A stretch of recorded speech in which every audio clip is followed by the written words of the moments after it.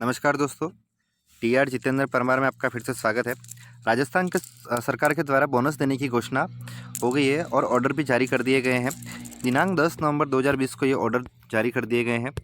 जो अभी जो बोनस मिलेगा वो फाइनेंशियल ईयर 2019-20 का मिलेगा। ठीक है, 2019-20 का मिलेगा। तो ये जो ऑर्डर है पूरा आप देख सकते हो, पूरे इसमें नियम दे रखे हैं किस किस को मिलेगा, किसको नहीं मिलेगा। तो इस ऑर्डर को अपन हिंदी में पूरा इसका जो सारांश है वो समझ लेते हैं। तो वित्त वर्ष 2019-20 का बोनस संबंधी ये जानकारी है, पूरा हिंदी में दे रखा है। जो जो ऑर्डर निकला है, जो राजस्थान सरकार का बोनस देने का, उसका सारांश है पूरा यहाँ पे। तो यहाँ पे पहला पॉइंट है कि इस वर्ष जो भी बोनस मिल रहा है वो वित्तीय वर्ष 2019-20 का में की गई स्थायी सेवा की गणना के आधार पर मिल रहा है, जो राज्य सेवा के कार्मिकों के अलावा समस्त स्थायी कार्मिकों को देय है। तो यहाँ पे एक चीज़ क्लियर है कि आपका स्थायीकरण होगा तभी ही आपको बोनस मिलेगा।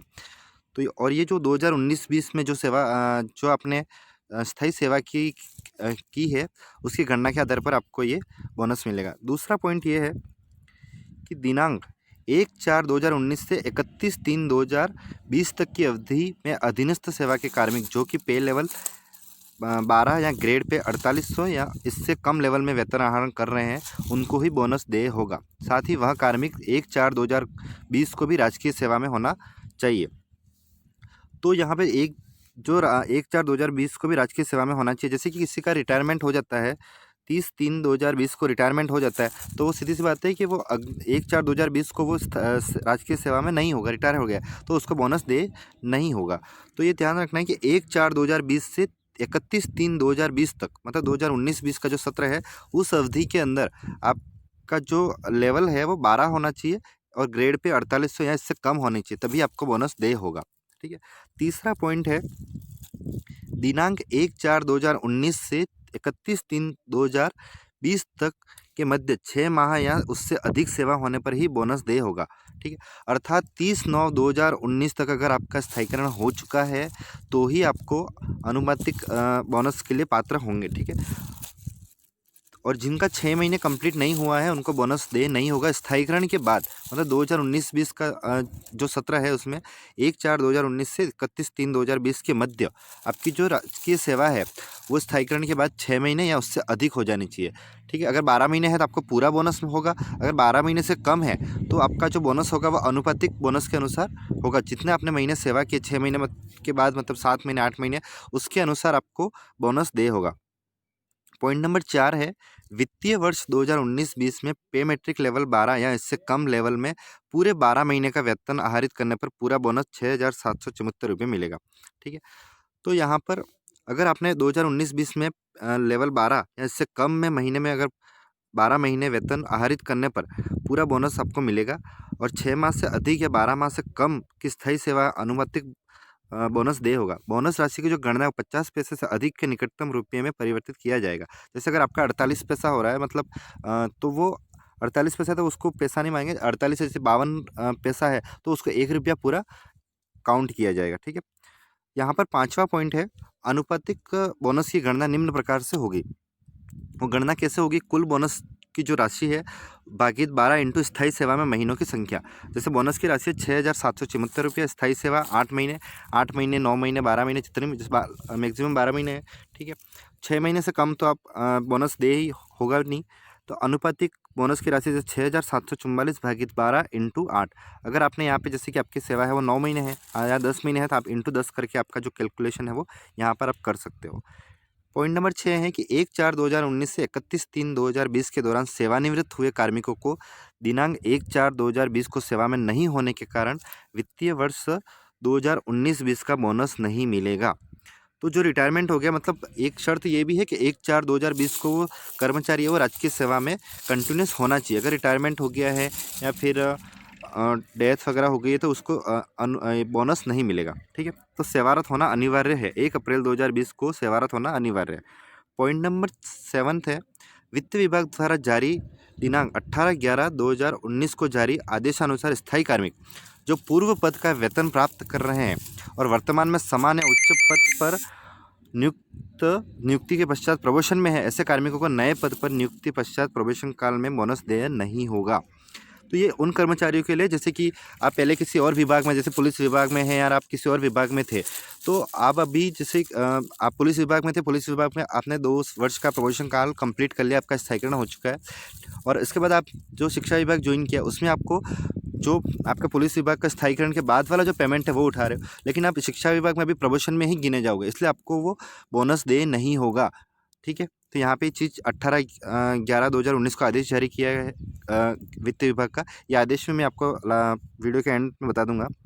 इसके बाद है पॉइंट नंबर 8 है, पार्ट टाइम आकस्मिक या दैनिक मजदूरी संविदा कार्मिक या प्रमोशन ट्रेनी को बोनस दे नहीं होगा। तो जो भी प्रमोशन पीरियड में है उनको बोनस दे नहीं होगा, और जो आकस्मिक या दैनिक या संविदा कार्मिक है उनको भी बोनस दे नहीं होगा। स्थायीकरण के बाद भी आपकी जो वित्तीय वर्ष है उसमें 6 महीने की जो सेवा है वो पूर्ण होनी चाहिए, तो ही आपको बोनस दे होगा। इसके बाद है प्रतिनियुक्ति कार्मिकों को बोनस का भुगतान प्रतिनियुक्ति स्थान से दे होगा। जैसे आपका कहीं किसी और विभाग में डेपुटेशन है, तो आपको जिस विभाग में डेपुटेशन है वहीं से आपको बोनस मिलेगा। पॉइंट नंबर 9 है, जिन अराजपत्रित कार्मिकों को दिनांक 1/4/2019 से 31/3/2020 के दौरान पे लेवल L13 या ग्रेड पे 5400 में SCP का लाभ मिला है, उन कार्मिकों को उनके द्वारा वित्तीय वर्ष 2019-20 में पे लेवल 12 या ग्रेड पे 4800 में की गई सेवा की अवधि के अनुसार बोनस दे होगा। तो जैसे कि आपके जो L13 आपको SCP मिलती है या L13 के अंदर आप जा रहे हो, तो आपके 2019-20 में आपने L12 के रूप में जितनी सेवाएँ दी हैं वो गणना के आधार पर आपको बोनस दे होगा। इसके बाद है 30/9/2019 से पूर्व लेवल L13 या ग्रेड पे 54 में SCP का लाभ लेने पर बोनस दे नहीं होगा। तो 1/10/2019 से 31/3/2020 तक पूर्ण माह की सेवा के अनुपात में बोनस दे होगा। ठीक है, तो जो भी SCP है वो जिनको SCP मिलने वाली है L13 में उनको ये ध्यान रखना है। पॉइंट नंबर 10 भी यही है, यदि कार्यालय अध्यक्ष को पता है, DDO को ये मालूम है कि कार्मिक का जो SCP या प्रमोशन होगा के कारण भविष्य में बोनस 2019-20 हेतु अपात्र हो जाएगा, तो ऐसे व्यक्ति का भुगतान नहीं किया जाए, ताकि बाद में जो रिकवरी वाली जो दिक्कत है वो नहीं आए। परंतु अभी तक आदेश जारी नहीं हुए तो ऐसे कार्मिकों को बोनस स्वीकृति नहीं किया जाए। इसके बाद है पॉइंट नंबर 11, अगर आपने WPL ले रखी है, अवैतनिक अवकाश को सेवा अवधि में व्यवधान नहीं माना जाएगा, परंतु उक्त अवधि का बोनस राशि की गणना में शामिल नहीं किया जाएगा। जैसे कि कार्मिक वित्तीय वर्ष 2019-20 में नियमित सेवा 10 माह, ठीक है, 10 महीने की सेवा है 2019-20 में, जिसमें 3 महीने का आपका अवैतनिक अवकाश रहा है, तो जो 3 महीने है वो काउंट नहीं किया जाएगा, सिर्फ 7 महीने ही काउंट किया जाएगा। तो आपको 7 महीने के अनुसार ही बोनस आपको मिलेगा। इसके बाद है वित्त विभाग के आदेश के बिंदु संख्या 7 और 8 के अनुसार इस वर्ष, पहले का तो हर साल तो जो इतना बोनस था उतना पूरा बनता है, लेकिन इस बार केवल 25% बोनस की राशि ही नकद मिलेगी। बाकी जैसे GPF कार्मिक है तो उनको शेष राशि 75% है वो उनके GPF खाते में जमा हो जाएगी, और NPS कार्मिकों का सरकार ने घोषणा की थी उनका एक अलग से फंड बनाया जाएगा, एक अलग से योजना बनाई जाएगी, उसके अंदर वो राशि जमा करवाई जाएगी। अगर वो योजना नहीं बनाई जाती तो 75% जो भी पैसा है वो NPS खाते के अंदर जमा किया जाएगा। तो यहाँ पे बहुत सारी चीज़ें क्लियर है कि आपके अगर प्रमोशन में हो तो आपको बोनस नहीं मिलेगा। प्रमोशन कंप्लीट करने के बाद भी अगर आपने 6 माह सेवा कंप्लीट नहीं किए हैं, मतलब वित्तीय वर्ष 2019-20 में, तो भी आपको जो बोनस है वो दे नहीं होगा। तो राजस्थान सरकार के वित्त विभाग नियम अनुभाग द्वारा दिनांक 18 नवंबर 2019 को यह आदेश निकाला गया था कि जो कर्मचारी पहले से अगर यहाँ पे लिखा है कि पूर्व सेवा में प्राप्त नियमित वेतनमान का विकल्प अगर आपने लिया है, तो प्रमोशन ट्रेनी की अवधि के दौरान दिए जाने वाले फलस्वरूप तदर्थ बोनस को दिए जाने के संदर्भ में वित्त नियमों के विभाग में मार्गदर्शन हेतु प्रकरण प्राप्त हुए थे। तो उसके लिए यहाँ पे स्पष्टीकरण जारी किया गया है। तो स्पष्टीकरण में क्लियर लिखा है कि जो प्रमोशन ट्रेनी पूर्व में राज्य सरकार की नियमित सेवा में नियुक्त है, मतलब अगर आप किसी दूसरे विभाग में पहले से नियुक्त हो और आपने प्रमोशन कंप्लीट कर लिया है, उन्हें केवल पूर्व पद का वेतन प्रमोशन ट्रेनी अवधि में लिए जाने का विकल्प दिया गया है। तो राजकीय सेवा में पूर्व से नियुक्त कर्मचारी की सीधी भर्ती से नए पद पर प्रमोशनल ट्रेनी के रूप में ही नियुक्त प्रशिक्षण अवधि ही मानी जाएगी।